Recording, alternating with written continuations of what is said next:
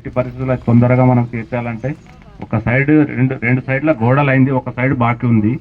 అది కూడా దయచేసి ఎట్లాగో అది పూర్తి చేసి మన పిల్లల భవిష్యత్తు కాబట్టి వాళ్ళదే మనకు ఫ్యూచర్ కాబట్టి ఆ పని పూర్తి చేయాలని నేను ఒకటి కోరుకుంటున్నాను.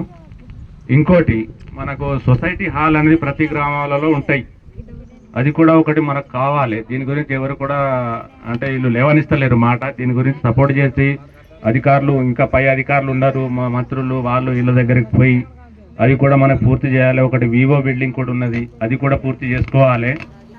పోతే రోడ్ల విషయానికి వస్తే దాదాపుగా రోడ్లు ఈ 2-3 నెలల్లో 5-6 ఎకరాల రోడ్లు వేసినాయి. 8 వాడల నుంచి అటు లాస్ట్ వరకు కొన్ని ఉన్నాయి, 2-3 అక్కడక్కడ ఉన్నాయి. అవి కూడా పూర్తి చేసుకుంటారు కాబట్టి 3 నెలల్లో దునియా పనులు అయినాయి. 2 బోర్లు వచ్చేసినాయి, కొత్తగా వేసిర్రు. పోతే ఒక బోర్ చెడిపోతే వెంటనే రెండు రోజులలోనే కొత్త మోటార్ తీసుకొచ్చి దించారు.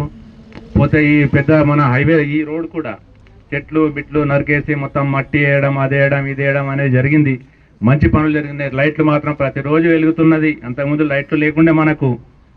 ఇక ముందు కూడా ఇంకా హైమర్స్ లైట్లు కానీ ఇంకా అటువంటి ఏదన్నా మనకు ప్రభుత్వం ద్వారా ఏదన్నా ఒకటి మనం రికమెండ్లు చేసి అధికారులు కలిసి హైమర్స్ లైట్లు కానీ ఇంకా వేరే పనులు ఇట్లా జరిగితే కొత్తగా ఇంకా మనకు ఏదైనా నిధులు తీసుకొచ్చి డెవలప్ చేసుకుంటే మన ఊరు డెవలప్ అవుతుంది.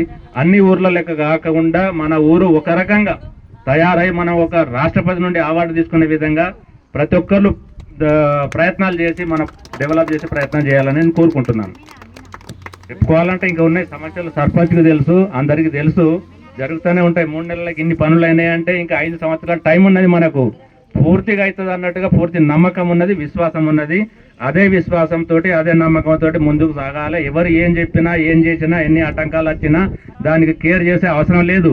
కానీ ఒకటి మనకు పక్కగా ఇక్కడ ఏదో ఒకటి 2-3 బిల్డింగ్లు ఒక్క కాడనే కడదాం అన్నట్టు ఉద్దేశంతో అందరితోటి ఇక్కడ చాలు చేస్తే కొంతవరకు మంది పోయి ఏదో కంప్లైంట్ ఇవ్వడము, ఆపడము, చేయడం ఇటువంటి జరిగినది. అట్లా కాకుండా ఊరు డెవలప్ అయ్యే విధంగా చేసుకోవాలి, చూసుకోవాలి, అందరు సపోర్ట్ చేయాలి.